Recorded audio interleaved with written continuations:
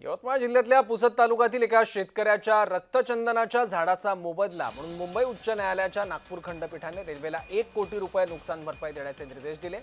न्यायालयीन आदेशानंतर रेल्वेने 1 कोटीची रक्कम जमा देखील केली, मात्र आता ते झाड रक्तचंदनाचं नसून त्याची किंमत केवळ 11,000 असल्याचं निष्पन्न झालंय।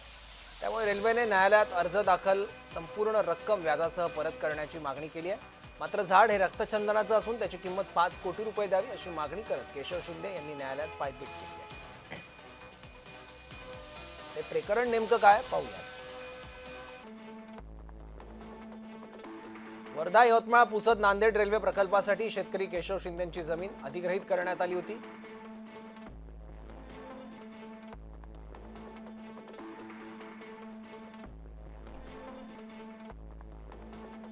जमिनीची भरपाई मिळाली, मात्र रक्तचंदनाची झाडं आणि भूमिगत पाईपलाईनचा मोबदला नाकारण्यात आला होता। शेतकऱ्याने रक्तचंदनाच्या झाडांची किंमत 5 कोटी असल्याचा दावा केला। न्यायालयात प्रकरण गेल्यावर रेल्वेने नुकसान भरपाई म्हणून 1 कोटी जमा केले। कोर्टाने यापैकी 50 लाख काढण्याची परवानगी दिली, उर्वरित रक्कम मूल्यांकनानंतर काढा असं स्पष्ट केलं।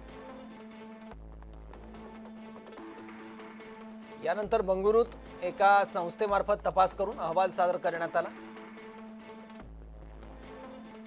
या अहवालात संबंधित झाड बीज सालचं असून त्याची किंमत केवळ 11,000 असल्याचं स्पष्ट झालं।